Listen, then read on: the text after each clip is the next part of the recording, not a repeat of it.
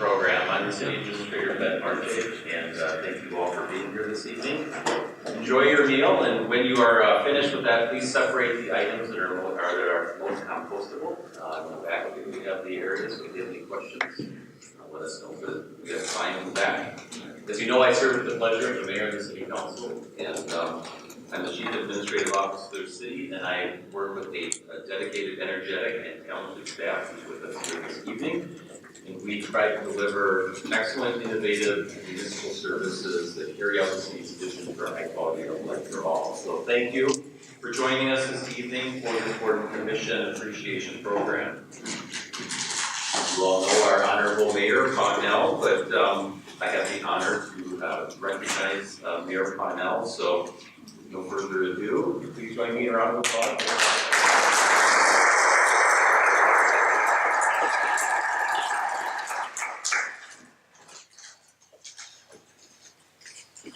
Hey, thank you so much, Ben, for that introduction. It's great to have you all here. So all of you that brave hopefully we don't have snow, but we've got rain. So it's just wonderful to have you all here tonight. We don't get to do this very often, and so thank you for taking the time to come out. So I have the distinct privilege to be able to work alongside a highly dedicated and intelligent and courageous city council. I show this slide every time I speak to anyone about city business or anything, or to our grade school, elementary school classrooms. Each one of my colleagues is a true leader.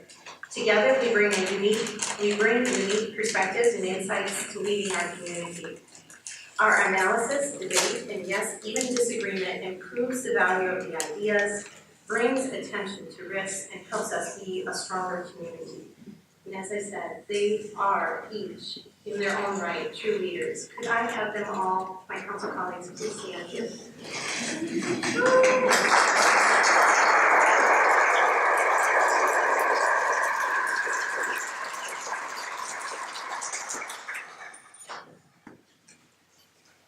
And thank you to all of you, our Board of Commission members, for your hard work and dedication. We truly need each and all of us working together to make Northfield better. I look forward to hearing from each of the Board and Commissions later on in the program, which will really be the second half of the program here tonight. In 2017, our City Council embarked on a collaborative community effort to create a strategic plan and have just finished year one of that 3-year plan. We also came to a shared vision on who we are and how we got here and what our aspirations are as we look to the future. Our vision is that Northfield is an open, safe, and welcoming community recognized for its world-class colleges and historic riverfront downtown, and is dedicated to sustainably enhancing and preserving its vibrant culture, celebrated arts, strong economy, and an excellent quality of life where all can thrive. This is really what drives everything that we do as a city. Tonight is a celebration of our work together. We have worked very hard over the past year to improve our city government, help the city stay on solid footing, and foster good working relationships. I love Ron Hardy's poem. You can see it on the back of your program here tonight, where he states, "It was the work of many hands to raise a town to stand upon this river's banks, to build a place to pass along for other hands to shape into a home. Every act of service flows into a channel shaped by every other act." I'm so grateful for the many leaders that served and sacrificed before us to form and shape our small town. And I can't thank you enough for your partnership in the work of our city. Thank you. City Administrator Martig will now share some important projects happening throughout our city. Thank you, Mayor. I'm going to keep this brief today because I know we have a full agenda and we want to hear from all of you as well as our speaker tonight. So just a few things. As you know, we've been working on implementing our new strategic plan for the city. 2018 was our kickoff. We've had some successes along the way, but we've also learned that changing to a more prioritized and data-driven approach requires an organizational process change. City Council supported us in providing some additional staff resources in 2019 to help fuel the implementation of our strategic plan moving forward. So with that, I would like to make note of a couple of our staff people that have They're going to help us out, and it certainly takes a team to be successful on our strategic plan. But Beth Callistead, who is our new, one of our newest staff, helping to support the strategic plan, focusing on some areas including climate change and our racial equity action plan development. Beth, would you please stand up?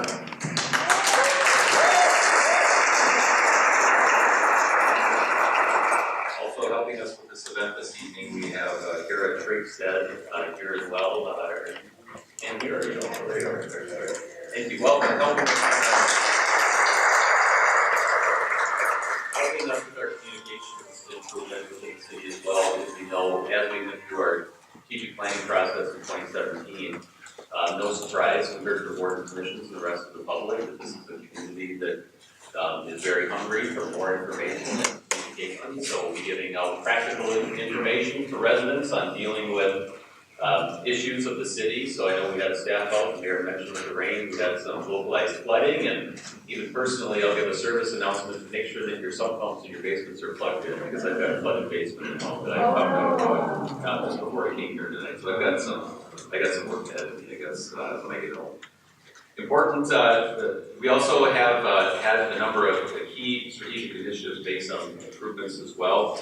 As an example, last evening the City Council approved the pedestrian, bike, and trails plan, completing one of our strategic initiatives. So we now have a clearly, officially adopted route for the Milltowns Trail that we will be working with in partnership with the DNR. So just an example again of some new information and news that as we continue to work on the plan, as we continue to also work to improve our internal administration and implementation of the strategic plan. Important to city initiatives we are continuing to work with also include things that aren't always directly related to our strategic plan, and you all are working on a number of those. Construction season is starting up again, so we have the continuation of the Washington Street project. You might have seen some street closures starting to happen on that as well, so we're carrying that over. We're out to bids on a number of 2019 other projects, and we'll be getting a number of street improvement projects in 2019 as well, so we're excited about that. A long-standing issue the council tries to deal with pedestrian safety at Highway 246 and Jefferson Parkway, looking to improve that intersection at the confluence of a number of our schools in town. We're often doing design work on that project and look forward in the coming months to work with the community on providing more information with that as well. We're getting into a lot more projects you're all going to talk about this evening, so with that, I'm not going to get into any other detail, but we look forward to more reporting on what's happening with our strategic priorities. Track us on Facebook, Instagram, and other communications as well, local. And we look forward to working with you all. I just want to say you are all so important to the city, and I just want to say thank you for your work. You are part of our team, and your work makes our community great. Thank you.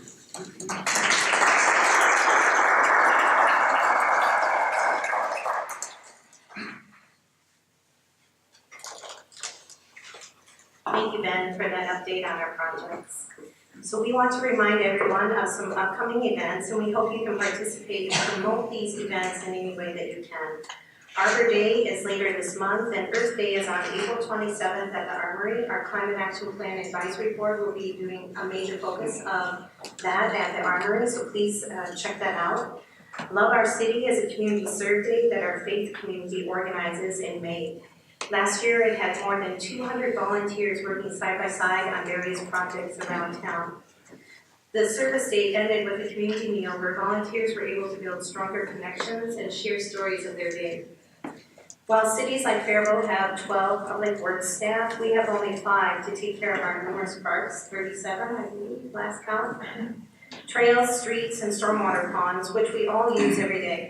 This service day helps meet a need in our community, and we encourage you to mark your calendars for this year's Love Our City Community Serve Day on May 18th and watch for ways to sign up to participate. Lastly, we hope to see everyone back for the Board and Commission training on October 23rd. If you have ideas for training topics or speakers, please let us know that. We have a suggestion box on the table outside the doors for you to leave those, and we'll send out an event survey out here tonight. We want to hear back from you on how we can make this better. Or you can also contact Michelle Mahal or any of our city staff. Tonight, I am pleased to introduce our guest speaker, David Unmacht. Mr. Unmacht is the Executive Director of the League of Minnesota Cities. He began his work with the League in August of 2015. The League is the state's largest city-based local government association. Prior to this position, he was Senior Vice President of Springstead's Organizational Management and Human Resources Group for over 6 years. Mr. Unmacht has more than 15 years of county administration experience. Having worked for Scott and Dakota counties, he has also worked close to a decade in city government as a city manager in Prior Lake and city administrator in Del Plain, Minnesota. His tenure as a local government manager is highlighted by managing growth and development, leading organizational change, developing labor management relations, building organizational cultures, and encouraging collaboration and system redesign. We are excited to have all his knowledge and experience here so we can gain insights into a model for community leadership. Please help me in welcoming David Unmacht.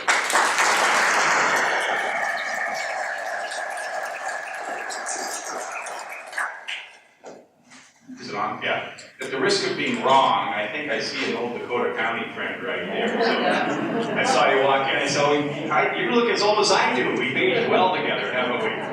Are you retired? I'm not. That means he's older than I am. So I appreciate Rhonda, thank you, and Ben, thank you, Michelle, thanks for asking me to speak for a few minutes. I'm struck by the words on the piece of paper that says guest speaker. This really should be speakette or sermonette or something like that because it's going to be short, but you get a little flavor of the speaker when you give him or her an opportunity for a microphone, and it comes with both kind of some observations and also some lessons. But first, the observations. And notice that I want to thank Rhonda, who was on the board of the League when I was hired, and I want to thank Ben, who got on the board but had to get off the board because you can't have two people from the same city on the board at the same time. But the point for community volunteers, city staff knows this, council members know this, is the city of Northfield is instrumental in the work of the League of Minnesota Cities, not just for the organization, but for cities all across the state, all 833 of our members. So I'm very proud to be here to support the work that Rhonda, the city council members that I know and I've met before, and for Ben and his staff. I really appreciate it. It means a lot. When the opportunity came up, I said yes. My daughter's boyfriend played for the University of Minnesota Duluth. And he played in the teams that won 2 national championships during the time just a few years ago in football, not in hockey. And his name is DJ. He's from northern Minnesota. And DJ's goal was to be a football coach.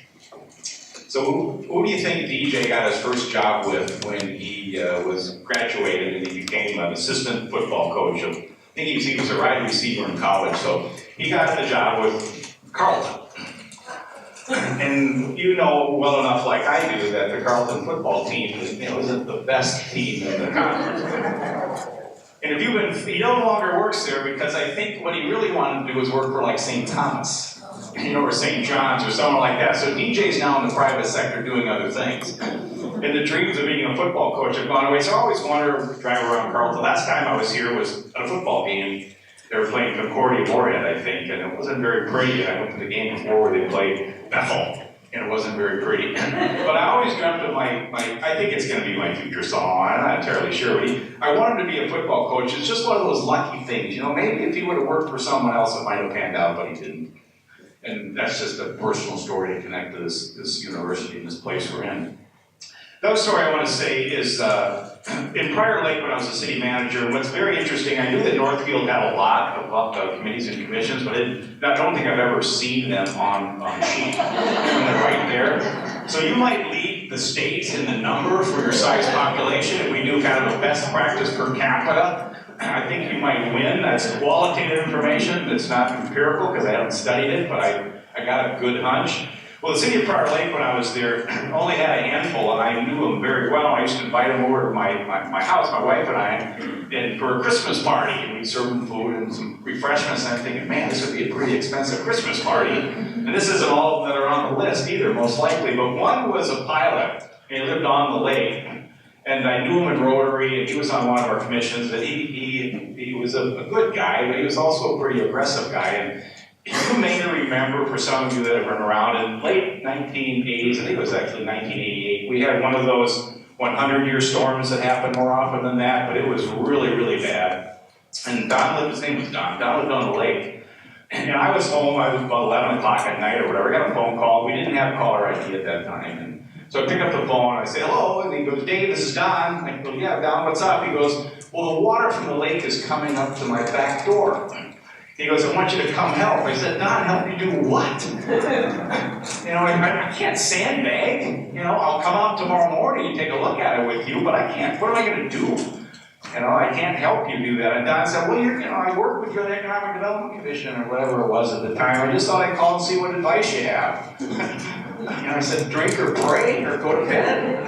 I don't know what to do. But I did the next day go out there right away in the morning, early in the morning, knocked on his door, went in the backyard, and thankfully, by the fate of God, it had pretty much stopped in his basement. But you get to know the people that are on your commission and committee really well, and that's one of my points when I finish. And I'll go back to one quick observation, and I'll turn my attention to the handout I have, and then I'll wrap up. This was it's kind of a legacy story. So my first job was in the city of Belle Plaine, Minnesota. How many of you know Belle Plaine? How many of you have been in Belle Plaine? One of the things that Belle Plaine has is a lot of bars. And you know how random things come in your mind when you're sitting here? I had no clue I was going to make this observation. And then when I thought I might make the observation, maybe I shouldn't. What the heck, I'm doing anyway. But they have a lot of bars. In the big Catholic church, Our Lady of the Prairie, which my married girl from Belle Plaine, which her family went to, the legacy story, this deals with the length of my speech. When I said a sermonette or a speakette.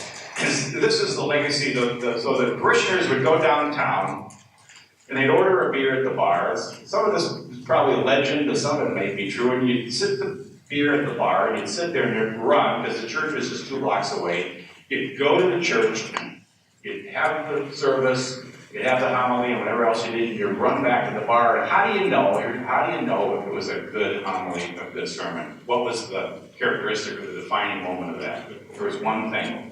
What do you think it was?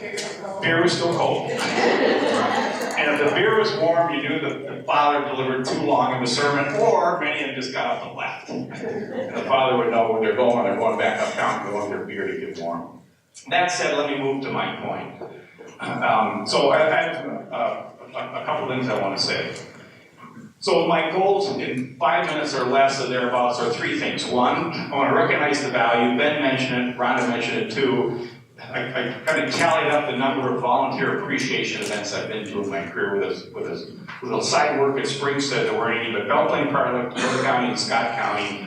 Over 25 of these particular events I've been the Ben Martig of, recognizing people in my communities as the city administrator, the county administrator. It brought back a ton of really neat memories for me. Most of them, just coincidental or not, were breakfasts.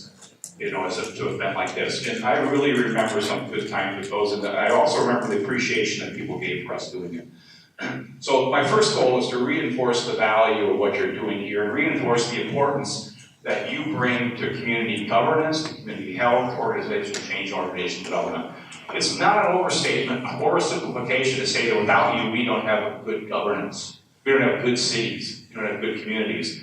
And Northfield, especially, with just a pure number of them, really utilize committees and commissions and volunteers, frankly, much more than many other people do. So goal number 1 is keep doing what a great job. It's a really healthy environment here in this community. Now, goal 2 I have is I want to stimulate your mind just briefly for a few minutes, and maybe if it lingers after this and into your service, then I've accomplished my objective. And then goal 3 I have is I want to have you consider some of my ideas or some of my points. You're not just on the Planning Commission, or the Heritage Preservation Committee, or the Environmental Quality Commission, or the House Hospital Board, or whatever. I think you're more than that. And that's what I want to stimulate. So if you look at the piece of paper in front of you, there's 4 principles I want to share with you, to leave you with, that I hope you could kind of give some thought to and recognize that I'm more than just this, I'm more than just that. It's not 2 meetings a month I attend, I read a packet, and off I go into doing other things. You are 4 things, folks.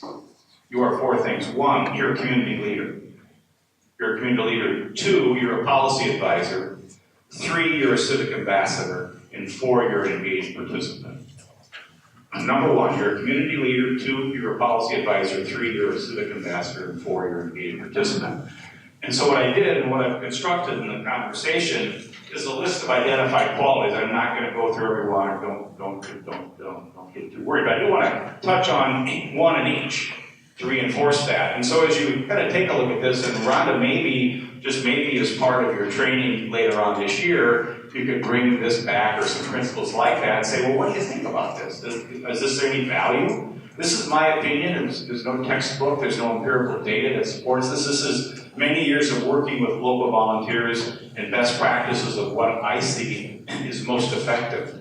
And just picking out each one in each and then reading the italicized words. I think, and that doesn't mean it's more important, but let me do that. If you're viewed as a leader and serve as a role model with city staff, elected officials, and other volunteers within the cities, how do you get up in the morning or go to your meeting or go to church or go about your day and think you're a role model for others?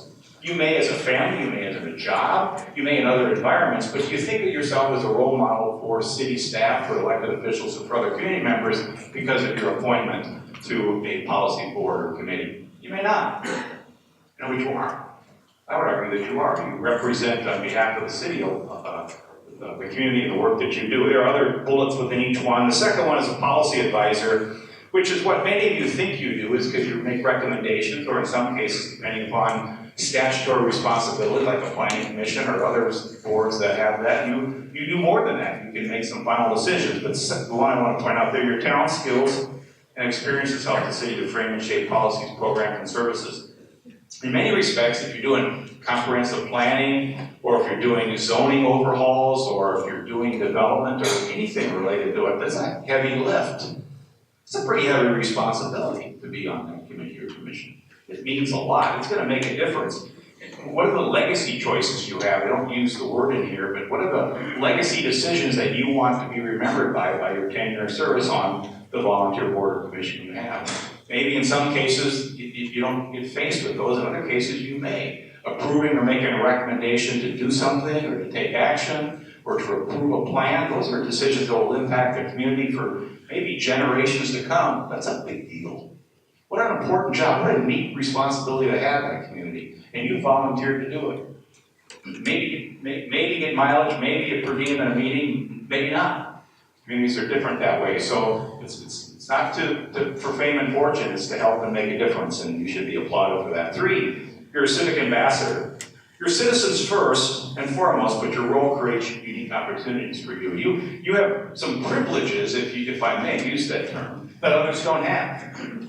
You know, if someone who wasn't on a board or commission would walk in here, would you say you can't come here? No, of course you wouldn't do that. But they're not here, they didn't get invited. So you have an opportunity and you have access that others don't have.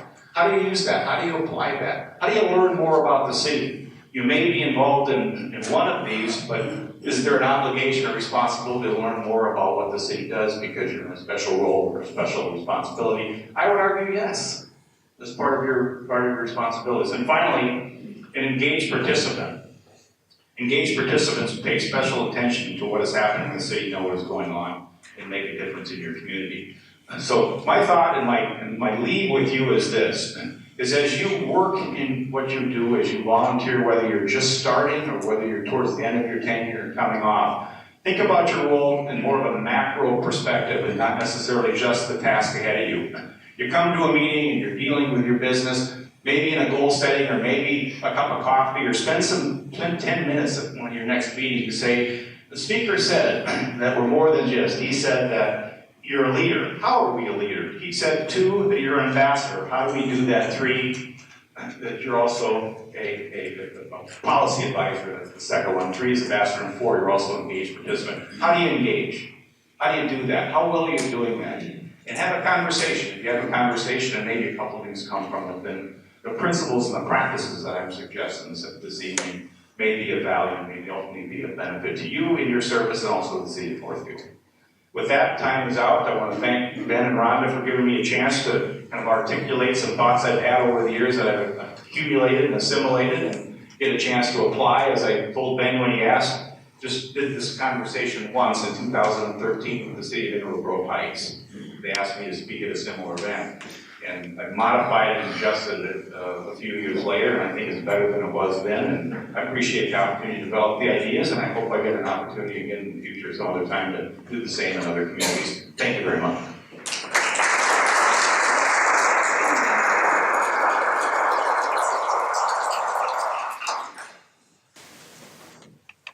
Thank you so much, Dave. I love your analogy about cold beer. Hopefully we won't go too long, so your beer will still be cold.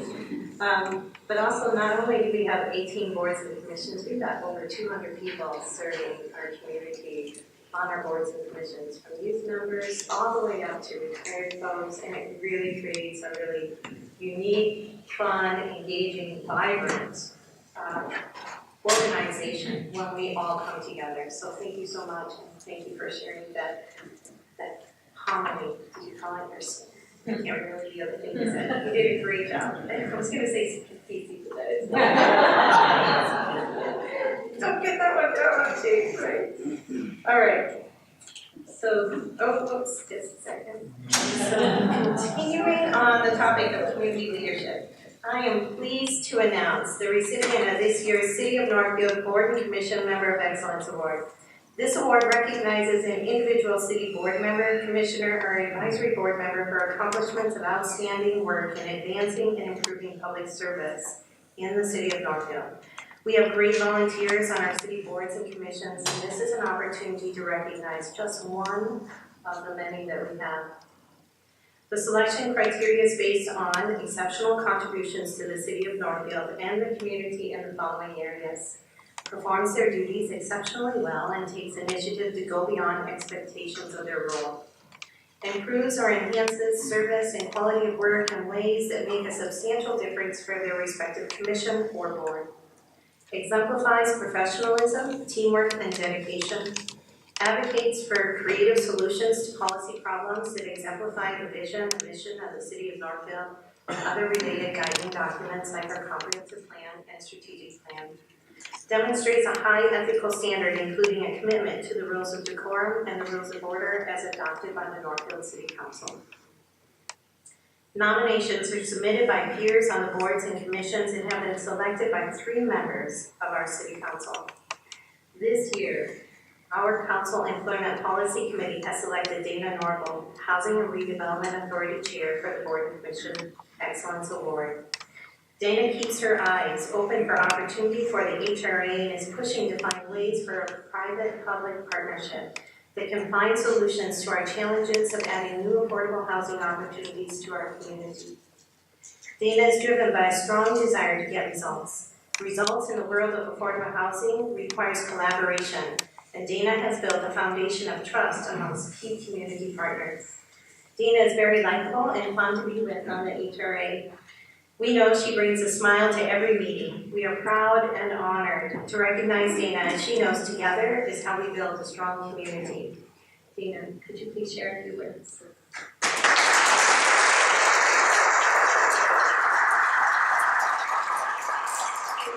I was told that I had 2 minutes to make this speech, and if there's a cold beer at the end of this, I'll make it shorter. I'm honored to have been chosen for this award. I know that I'm only one of many of you who contribute your time and passion for a cause that you care about in our community. I'm grateful to be in a community that is filled with people like you who take the time and lend your voice and take action on important issues. My sole issue is affordable housing. I hit one note when I attend meetings, go to conferences, and speak at public meetings, and quite frankly, when I'm in the company of family, friends, and strangers. I talk about affordable housing. I talk about it because home matters. It matters because it shapes how we interact with the world and how we present ourselves in it. It matters because it sets the path for how our children will be launched into the world. It matters because our home either provides a place we're happy to go back to or provides a place of instability and stress. For too many in our community, their housing situation causes nothing but stress. Either they have unstable housing, inadequate housing, too expensive housing, or all of those things. Imagine what that does to the mental health and psyche of adults, how that gets transferred to those children, and how those children then act at school and with their friends in our community. There are countless stories of people who right now are living in unstable and inadequate housing that's consuming more than half of their income. We have numerous studies that show the lack of affordable housing in our community. Our latest county study points to the fact that Rice County is the third most expensive place to live in Minnesota, behind the Twin Cities and Rochester. I'm proud that our City Council has identified affordable housing as one of the top initiatives to tackle. I applaud the Planning Commission and staff who have brought forward ADUs, accessory dwelling units, as an effort to help with affordable housing and among other things. I appreciate working with my colleagues on the HRA who tackle this issue day in and day out. But we must do more. Truth be told, building the units of housing is the easy part. The harder part is gathering the resources to make it happen. We must create a shared belief in our community that everyone deserves a decent place to live. We do not live in a world that if you pull yourselves up by your bootstraps, you'll accomplish every goal. People who are vital to our community, people in our workforce, people who work with our children at daycares, who work with our parents at nursing homes, who produce and sell the goods that we consume. We need them in our community. I would love to talk with everybody on every single one of our board and commissions of how we can work together to accomplish this. Thank you.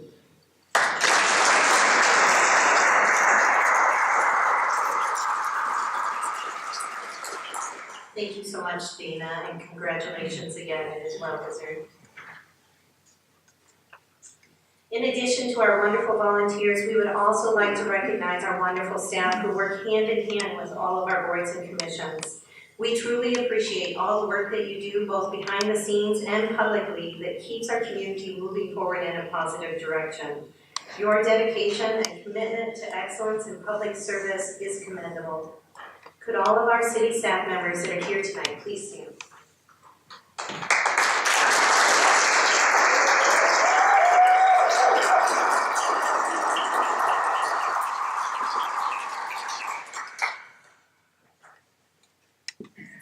And surprise! We will have a drawing at the end of the program today for some Northfield swag, I believe, for a couple lucky people that are here in attendance tonight, so don't lose.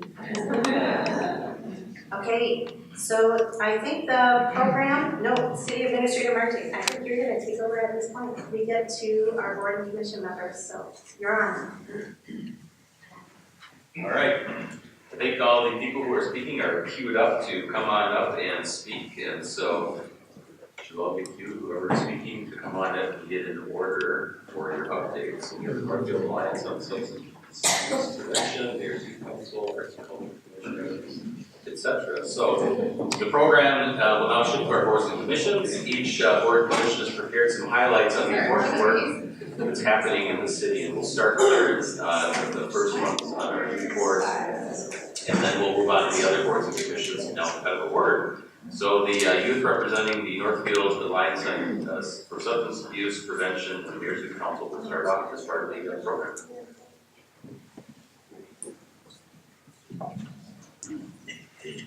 Good evening, everybody. Can everybody hear me okay? Yeah. Great. My name is Patrick Gordon, and I have the honor and privilege to represent the Northfield Alliance for Substance Abuse Prevention. We're a pretty new group. We've only been in commission for about 1 year. We were formerly the Mayor's Task Force on Youth, Drug, and Alcohol Use. If you've heard that name before, it's some of the initiatives, so it's a continuation of that and an expansion of a lot of that. And we're really, really fortunate and glad to be a part and have the connections across the councils to work on some of the things that we're working on. As our name states, we work on substance abuse prevention initiatives across our community. And intertwined in that is also those things related to youth, related to mental health. There's a lot of intersections that we see that impact the public health concern that is substance abuse that impacts the community.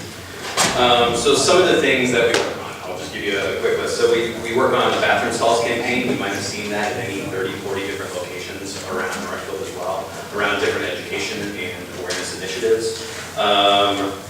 One of those might be Tip 411, an initiative for anonymous reporting. So we really put that out there in youth. You might have seen that.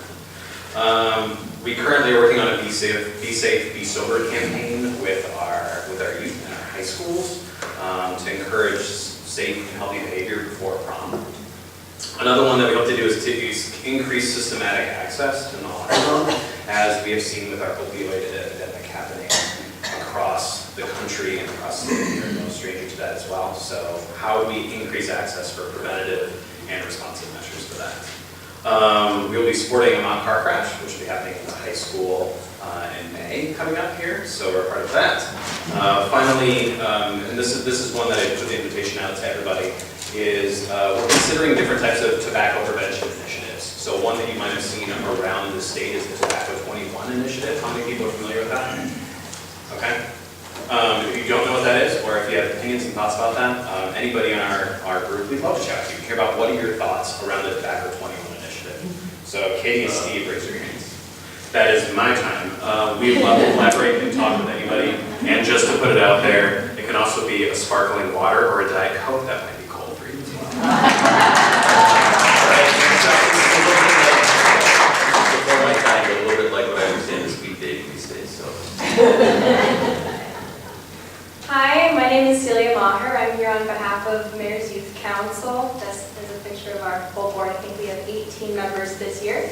I've been on the board for the past 3 years, and I'm the current chair, so I'm going to tell you a little bit about what we've done this year so far.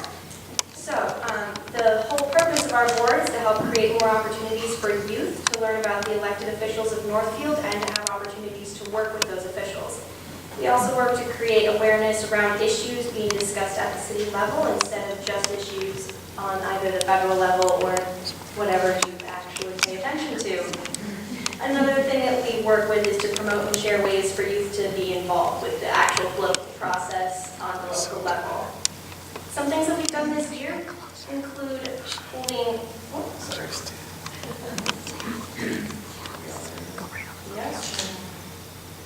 Sounds good.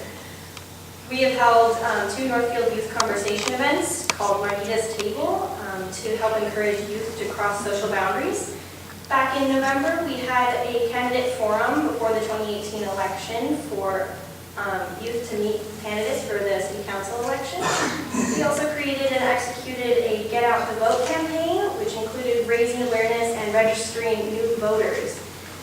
Lastly, we also hold monthly meetings where all youth on boards get to learn from their peers serving throughout the city on different boards and commissions. Thank you.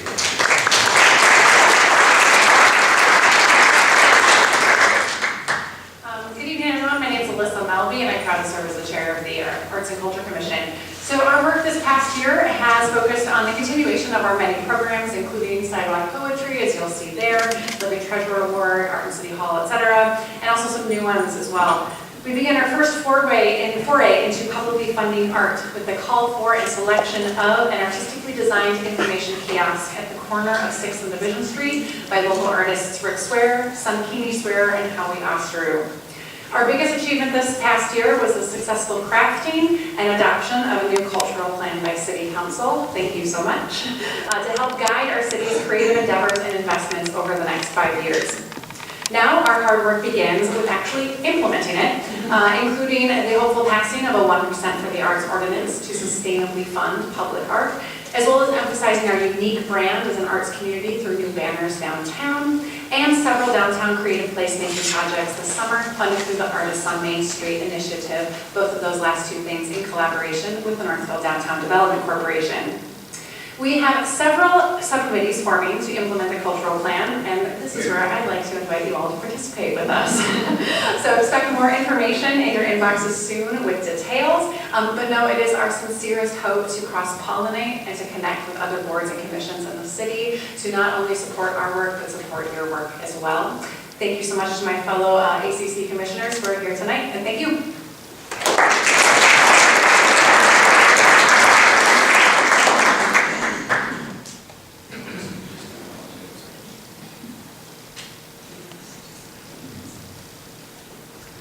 Good evening, I'm Lance Heisler, I'm the chairman of the Charter Commission, and we just got 2 new members recently, and so we're trying to document them. That's the term I use, that's not the term I use. So we streamlined some of our policies recently because doing our job is difficult. You know, the Charter is the foundational document, as most of you know, that sets us everything in the city, including the boards, commissions, the administration, the mayor's office, the city council. Very important document.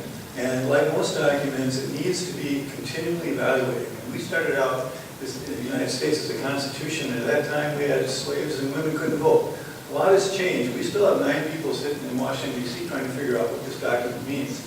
And that's part of the game. That's part of how it works. We've got a charter, with a city charter that governs all these things, and like the times, that document has to change. And so we're looking at trying to find ways to make it clear, to make it better, to make it more understandable, and most importantly, to make it revered and followed, because it's a confidence document. If people don't have confidence in this document, then we're wasting our time and your time. And so that's what we're all about, and that's what we're trying to do. And last thing I want to say is, I know I'm keeping my time a little short, but my wife is speaking later, and I've never heard this person anything in less than 90 seconds, so I'm going to cede some of my time.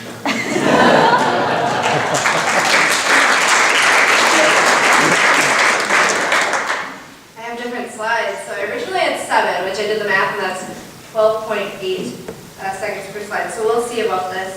So my name is Alex Miller. I'm the co-chair of the Climate Action Plan Advisory Board, along with Alan Anderson. So where we're at right now with our Climate Action Plan is we're really close to a draft cap, which is super exciting.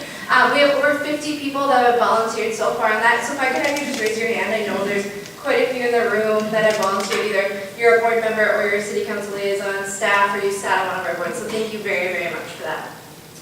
The draft cap and review period with the Environmental Quality Commission will be happening this coming summer. And then moving forward, we'll have public comment and opportunity to finalize the Climate Action Plan late summer, starting into September, with hopefully eventually having it go to City Council and being passed in December of this year. So we still have a lot of work to do, but we are working really hard on creating a great climate action plan that cross-pollinates. I love your word, Alyssa, for that. That cross-pollinates with each of your groups. So if you're interested in learning more, I'm happy to come and share our information at your boarding commission meeting. I've tried to make it around, but I know it's really hard with 18 of you to visit. So I'm going to cut it off there, and I'll let Angelique take over.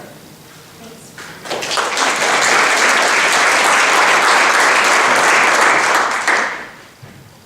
Hello, I'm Angelique Dietz. I serve on the Complete Count Committee. Our co-chairs, Corinne Smith and Shara Carlson, weren't able to be here today, but they wrote out these notes for me to read to you. So here we go.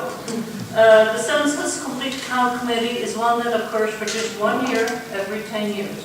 We began to be working in February and will continue to work through the April 1st census next year, until we are sure that most people, and I would put all people in the community, have responded to the census. Our goal is to ensure that all of our community is counted. Being counted is important as it affects many key parts of our lives, from political representation to federal funding for our community, to planning for roads and businesses, to evaluating for future development. To ensure as complete a count as possible, our committee, as well as other interested volunteers, that means all of you, will be reaching out into the community in many ways.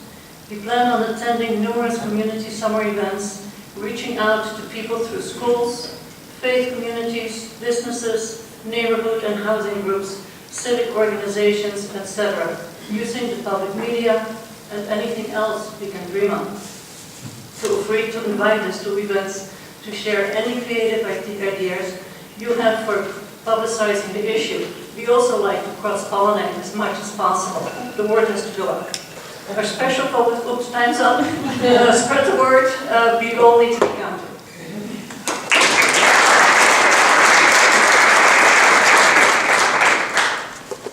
Hello, my name is Andrew Ehrman. I'm the current chair of the Economic Development Authority. So we approved loans and we have micro grants. We approved 2 loans over the past year. One's for the family residence, that top picture being built out by the YMCA, and the other is by Reunion Restaurant that'll be opening soon on Division Street. We also approved 5 micro grants, which go out. They're less than $5,000 grants to businesses that have been established for over a year in Northfield. So in addition to that funding, we also continue to support the Northfield Enterprise Center, which is housed with the chambers along Bridge Square, and they are business coaching business support entity that we fund to carry out that side of our work.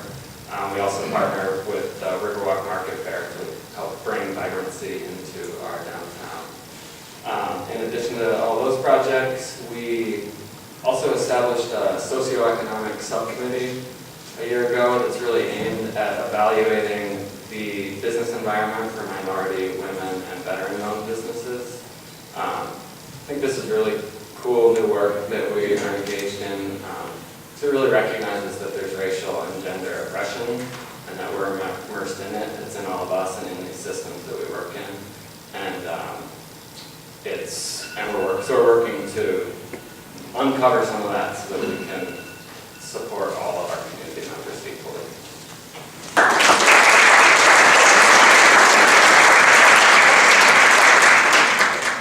Hi, I'm Janet Petrie, and I'm the current chair of the Environmental Quality Commission. And, let's see, yeah, there we are, yes, good. So I didn't know there was a picture of us. So those are four of the things that we've worked on over the past year.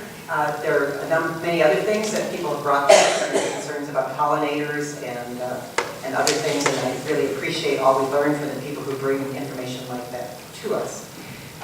The first one, the review of the DSI refuse contract, could be translated to garbage and recycling, and that may not seem like a fascinating topic, but it's important, and it certainly affects all of us. It brings in many important topics, including the way we use and the way we throw away materials, and it even involves climate change because the organic materials we throw into the dump landfill produce methane, so that's a factor in climate change. The dark skies policies, what that is referring to, it refers to the outdoor lighting that we use in streetlights, parking lots, and so on. And the big picture element there is, can we see the stars and how are we affected by that harsh lighting outdoors? Does it affect our sleep, for instance? The tree policies, the review of tree ordinances required us to address questions of invasive species, which native species are really a problem, and so on. And the climate action plan is huge, but you just heard about that.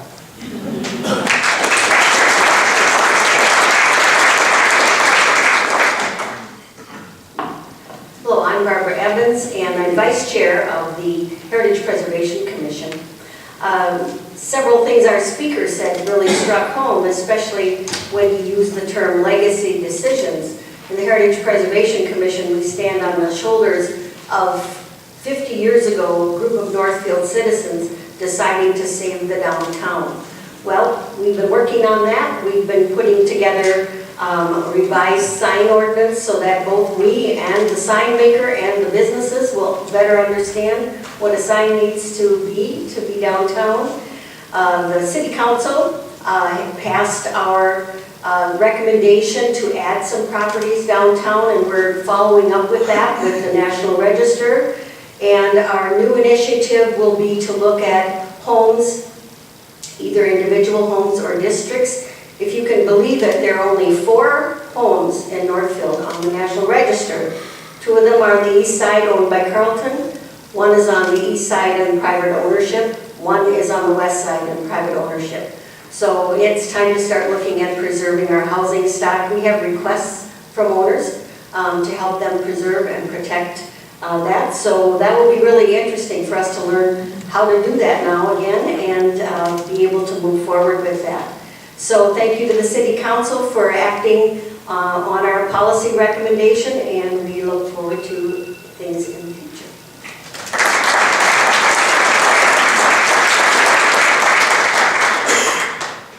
Good evening, my name is Steve O'Neill. I'm on the hospital board and the current board chair. I just want to touch on a few of the items we've been focusing on the hospital board. First one is that we're developing plans for clinic expansion in Northfield and also the expansion of the OB services at the hospital. Both of those programs are out of space and they need more room to accommodate patients. Another item is we have a new orthopedic relationship with 2 of our orthopedic surgeons, Dr. Munch and Dr. Hans Benson. The hospital board has also established a foundation and we're receiving gifts So I'll repeat that part about receiving gifts. We welcome those. We also participate in a accountable care organization. It focuses with rural providers, and our goal is to reduce costs and to elevate quality.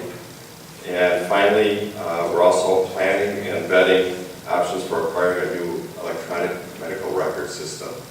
And if you're not familiar with that, that is a really big deal and a monumental expense. I don't know the exact number, but I know that Mayo just went through this and went with a company called Epic, and it's billions of dollars, actually. Thank you.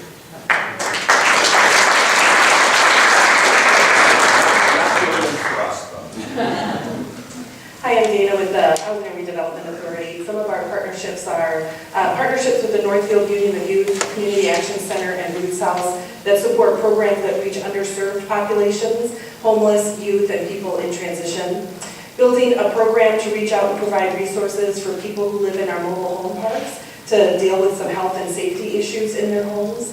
We have a street assessment assistance program where we provide resources to help community members pay for their street assessment improvements.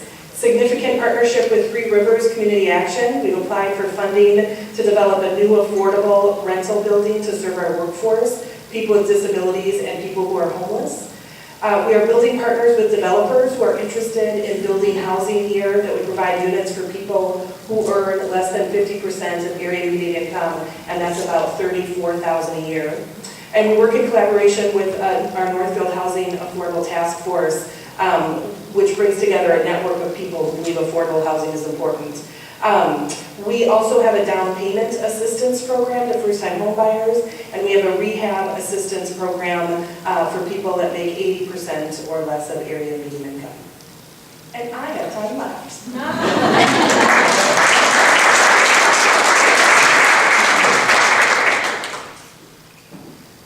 Hi, Marla Lecantos, Chair of the Human Rights Commission. We have so much work that we have to expand the commission. And this is Lucy. I'm translating for her, so the words are like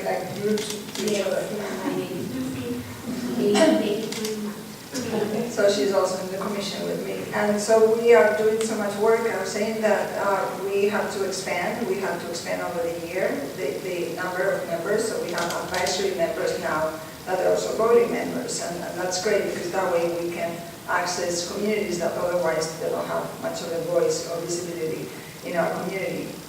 We have many programs, we keep expanding them. We just added this summer the Najwa neighborhood meals, and this is a legacy kind of one of our members that passed away, that she wanted neighborhoods that they don't speak to each other in the same area to have a day that they mingle together and they know each other. We have many other things during the year. We are very proud of that. This is the first year the city has celebrated Indigenous Peoples Day, and that was a proclamation approved by the City Council. We keep working on that. Now both colleges are also interested in working on this. And then we are supporting heavily housing, and we're going to be talking with other commissioners and other boards to keep talking about what is the ask, what are the needs in the city. And we support the ADUs very much. So thank you.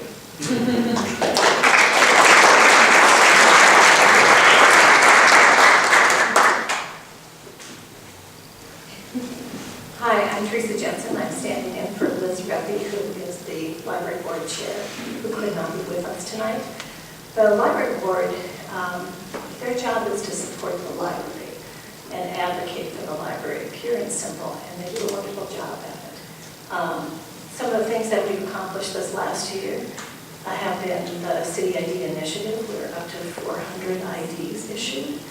We had our inaugural Hispanic Heritage Month, and we'll be doing it again this year. We have expanded our outreach program, including services to the seniors and the Hispanic community. We have hired 3 bilingual staff, Spanish, English. We have 90+ volunteers working at the library in various jobs, including homebound, program assistance, collection maintenance. We're in our 3rd year of our Poet Laureate initiative, and that's The Poet Laureate competition is open now, so if you know any published poets, please let them know that they could be the next Poet Laureate. And we have expanded our book bike presence at the Saturday Riverwalk Market Fair to include story times. And let's see, is there anything else here for a graphic? That's it? Okay, thanks.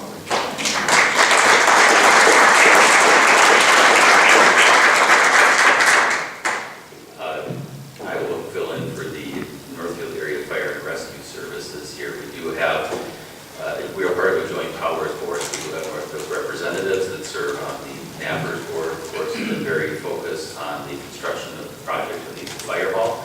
And additionally, there have been ongoing efforts to review and update policies and procedures. They've been working through that this coming year as well. Additionally, they continue to do long-term financial planning. The equipment you see is very expensive equipment, so there's a lot of financial planning between the partners, our rural communities done this Northfield to work on that. And that includes the ongoing effort to replace the rescue vehicle where we have a volunteer rescue service, which is a little unique for a fire department to have that type of a service as well included with that. So a brief update, but look forward to the coming year. It is quite an impressive improvement to that building. We've gone through waterproofing, so some of the flooding issues that we've had, we've been high and dry, whereas we've been sandbagging a lot of that, and they will be having some open houses coming later this year. I look forward to that. Thank you.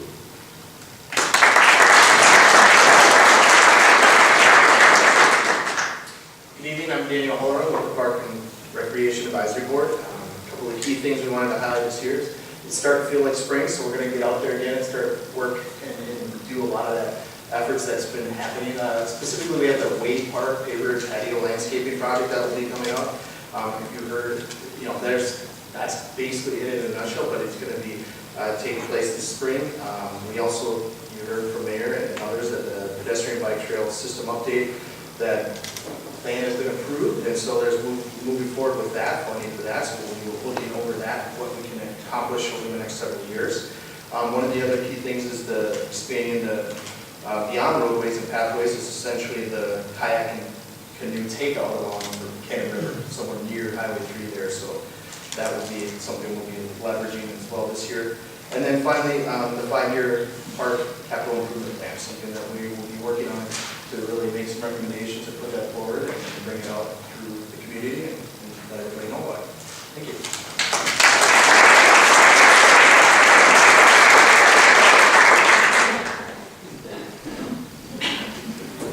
Hi, I'm Tracy Heisler, and I got pressed into service because our chair, Joe Gazier, was not able to be here tonight. So I'll have to see if I'm going to be going off script at all.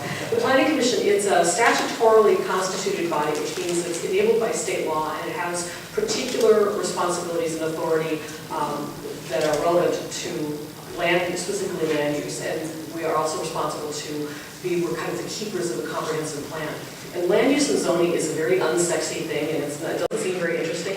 But when it comes right down to it, the decisions that get made about land use can be very influential in determining not just the physical structure of our community, but the ways people get around equity issues like single-family zoning, how much of that we do, how we do that.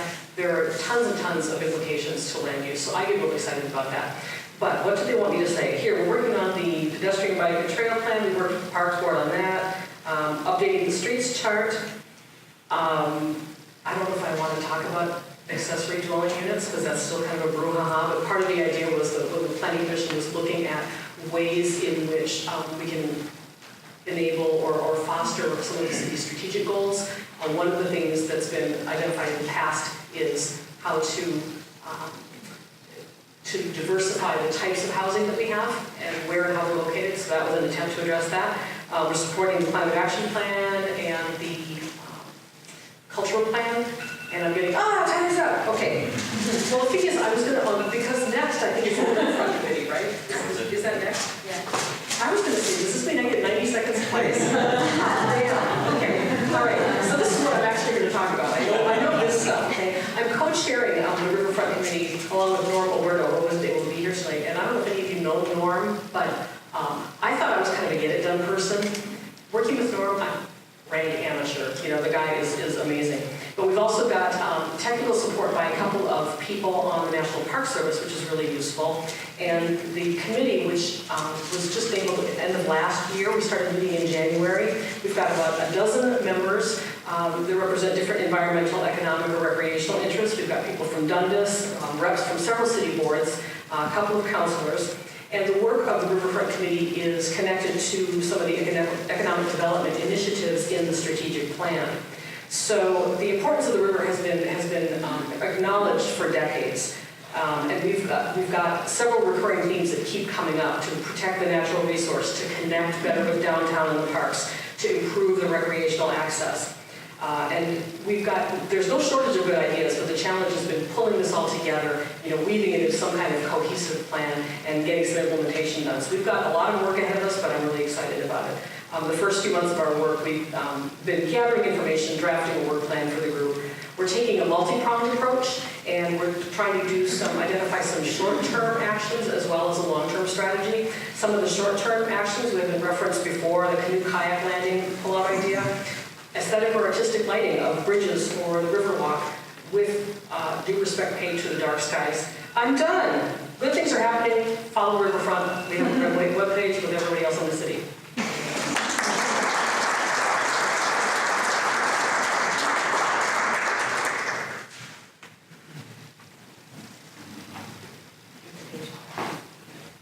Last but not least, so you can all get home to your sparkling water. I'm Susie Cassian on the City Council, and I'm privileged to chair the new Transportation Advisory Board Committee for the city. I just want to find a privilege to say, thinking and listening, being the caboose on this wonderful lineup. It occurs to me, I got involved in this because when I moved here from New York, I was really inspired that Minnesota allows community members to design their communities. We don't do that in New York.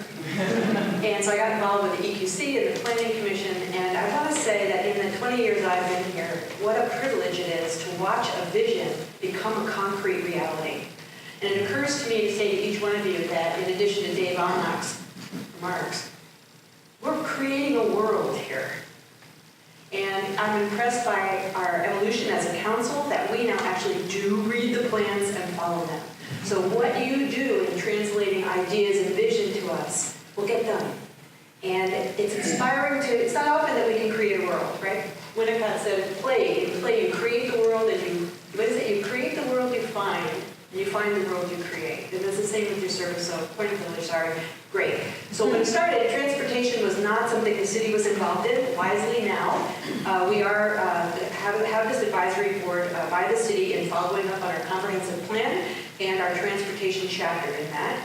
But we want to get a little bit more ahead of it so that Northfield finally would connect into the region. 58% of our residents in Rice County, sorry for the sparkling water, commute to Hennepin or Ramsey for work, and as you know, we have no public transit from Northfield. So in order of the 4 projects this committee is working on, the design of the Highway 246 turnback and questions about the design, and you heard already that we connected that last night with our approved route of Milltown's Trail. So that's a wonderful new opportunity, particularly for the future development of Northfield, which is going to be down there in the south. 2, we're looking at enhanced transit options both locally and regionally. Starting with the bus, but hopefully eventually getting to be running on the tracks that connect us to Duluth and Dallas, Texas. Related to, so this is a turnback design, and then how do you push it better to my next slide? 3rd project is a transit hub development on the Q block. You'll see up top the vision for the beautifully restored depot and a $2.5 million grant that we put forward to build a transit hub next to that, where the regional and local transit will meet there and the regional services would be enhanced there. And finally, we are looking at a number of different nodes of Highway 19 that need improvement, both in the road design and how we would tie our community into the wider regional planning. So this is like such an important group, and I'm grateful to the mayor for planning it out. Sorry for taking more time.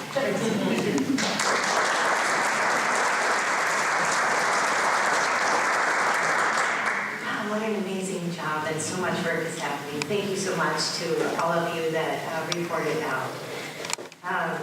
So let's give it up again for all the great work that you are accomplishing and you're about to accomplish.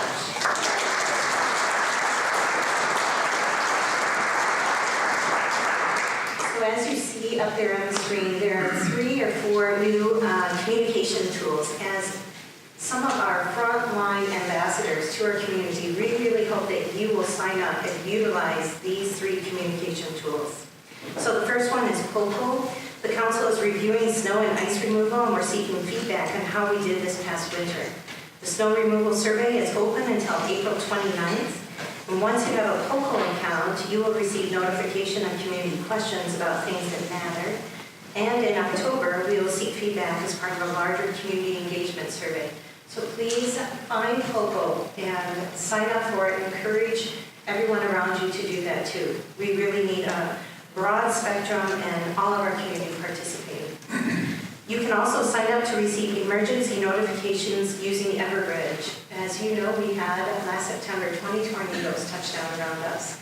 Having you receive that information right away as some of our primary ambassadors to our community is really important. So please take the time to sign up for that. You can also receive updates by signing up on the city website to receive notifications as they become available about timely topics. Look at that for that blue tab button there. And finally, we also offer the e-comment system, which is a way for community members to reach out to the city council about topics, even if it's on the agenda, but you're unable to actually be there at the meeting. Your opinions really do matter to all of us.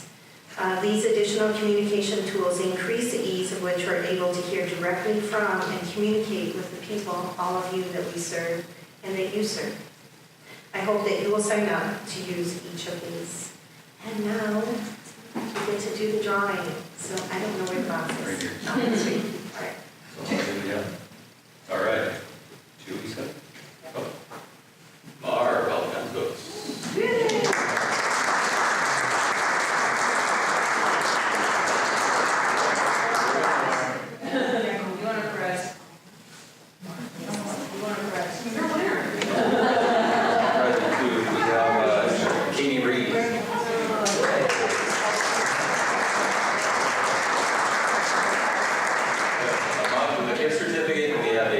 Historical book and a Dan Pink book that I got when I was at the ICMA International City Managers Conference in Baltimore this year. One of the key speakers. Thank you.